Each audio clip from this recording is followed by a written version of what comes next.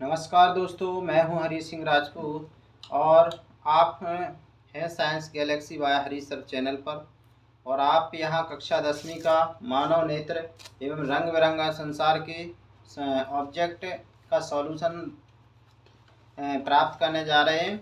तो आप इनको अपनी जो पीडीएफ है उसमें मैच करते जाएं। और आप भी अगर पीडीएफ प्राप्त करना चाहते हैं तो साइंस गैलेक्सी बाय हरी सर चैनल पर मैसेज करिए। हमारा कॉन्टैक्ट नंबर है 8085 12 88 83 और उस पर आप संपर्क करके आप हमसे पीडीएफ प्राप्त करके अपना प्रिंट निकलवा सकते हैं। तो चलिए हम पहला प्रश्न डिस्कस करते हैं। प्रश्न पहला है, प्रिज्म के दो फलकों के बीच का कोण क्या होता है? ये होता है प्रिज्म कोण। प्रश्न क्रमांक दूसरा, प्रिज्म में आपतित किरण एवं निर्गत किरण के बीच कौन सा कोण बनता है? ये बनता है विचलन कोण। प्रश्न क्रमांक तीसरा है, श्वेत प्रकाश का रंग कितने रंगों में विभक्त कहलाता है? वर्ण विक्षेपण कहलाता है। प्रश्न क्रमांक 4 है, इंद्रधनुष जल की सूक्ष्म बूंदों द्वारा प्रकाश के कारण डॉट डॉट प्राप्त होता है। तो एक बार अपवर्तन होता है, फिर एक बार अंदर अंतः परिवर्तन होता है, परावर्तन होता है और फिर पुनः अपवर्तन होता है। तो ये 3 घटनाओं का उदाहरण है। मतलब अपवर्तन, फिर आंतरिक परावर्तन, फिर अपवर्तन। प्रश्न क्रमांक 5 नंबर का, आकाश का रंग नीला डॉट डॉट के कारण दिखाई देता है। तो ये विकिरण के कारण दिखाई देता है।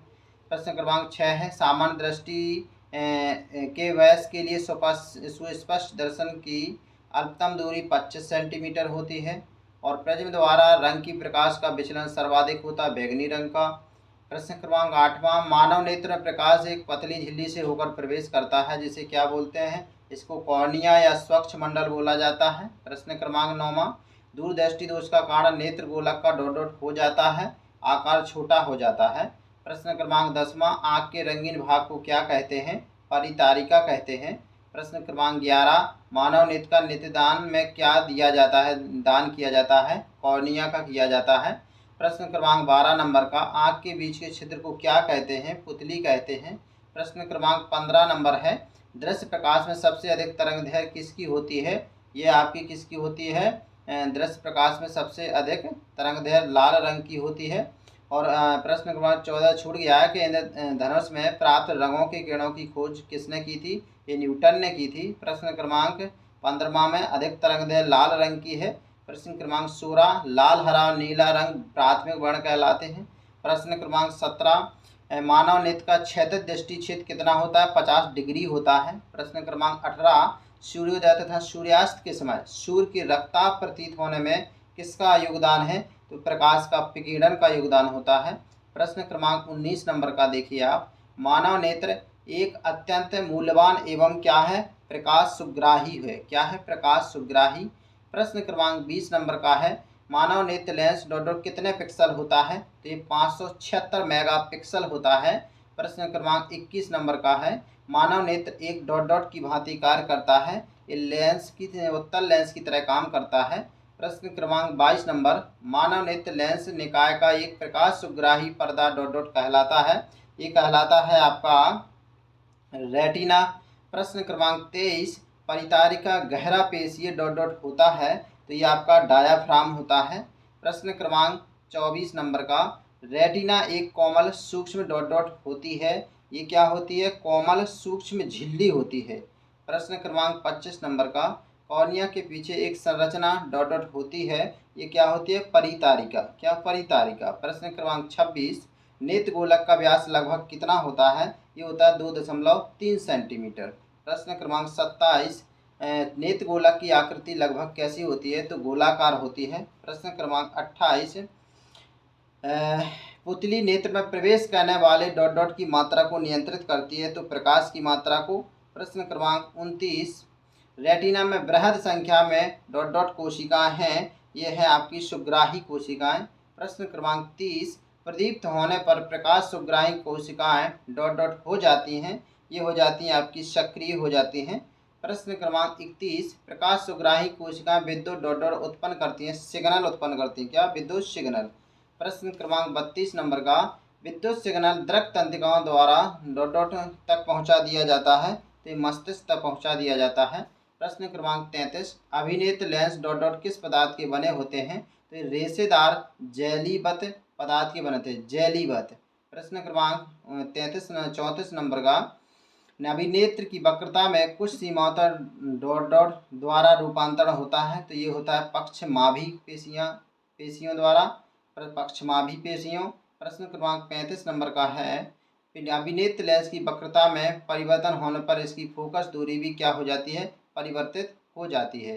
प्रश्न क्रमांक 36 नंबर का है, मानव नेत्र की संरचना में एक डॉट डॉट होता है, तो मानव नेत्र की संरचना में क्या होता है, एक आपका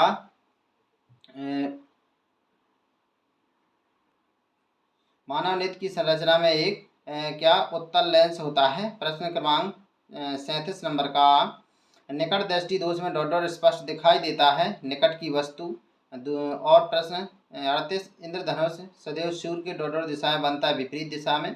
प्रश्न क्रमांक 39वां, समस्त ज्ञानेंद्रियों में मानव डॉट डॉट सबसे अधिक महत्वपूर्ण है, क्या है इसका, आपका नेत्र महत्वपूर्ण है। प्रश्न क्रमांक 40 नंबर का, कि प्रिज्म द्वारा आपतित श्वेत प्रकाश को रंगों में विभक्त किया जाता है, 7 रंगों में विभक्त किया जाता है।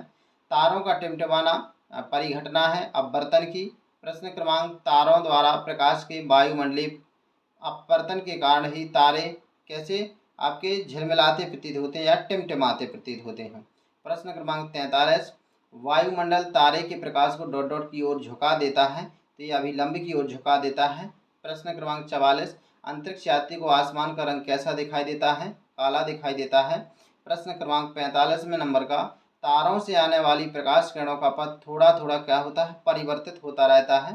प्रश्न क्रमांक 46, आंखों में प्रवेश करने वाले तारों के प्रकाश की मात्रा डॉट डॉट निरंतर अपवर्तित होती है, क्या होती है, निरंतर अपवर्तित। प्रश्न क्रमांक 47, तारों का झिलमिलाना कौन सी क्रिया का उदाहरण है, तो ये आपके अपवर्तन की क्रिया का उदाहरण है। प्रश्न क्रमांक, ग्रह तारों की अपेक्षा डॉट डॉट पृथ्वी के बहुत पास होते हैं, किसके भरना, पृथ्वी के। प्रश्न क्रमांक 49, वायुमंडलीय अपवर्तन के कारण सूर्य हमें वास्तविक सूर्योदय से लगभग 2 मिनट, क्या 2 मिनट पूर्व दिखाई देने लगता है। प्रश्न क्रमांक 50 नंबर का है, क्षितिज के समीप सूर्य से आने वाला प्रकाश हमारी आंखों तक पहुंचने से पहले डॉट डॉट गुजरता है, तो ये कहाँ से गुजरता है, आपका वायुमंडल से गुजरता है। तो देखिए दोस्तों, आपने अभी तक 50 प्रश्नों को पहले वीडियो में डिस्कशन कर लिया है। आपको इसी तरह से फास्ट अपने इनको दोहराना है। इसमें आपके 100 प्रश्नों में पूरे प्रश्नों को कवर किया गया है, किसी भी प्रश्न को नहीं छोड़ा गया है। तो आप अपने दोस्तों को और भी आपके साथी जो भी स्कूल में हैं उनको जोड़िए और ये ऑब्जेक्ट, ताकि उनके 30 नंबर आपके अच्छे से हो सकें और उनके परसेंटेज में वृद्धि हो सके। तो देखते रहिए साइंस गैलेक्सी बाय हरी सर चैनल। और इसके लिए आप अपना चैनल को जब देख रहे हैं तो इसके लिए लाइक शेयर सब्सक्राइब जरूर करिए। धन्यवाद।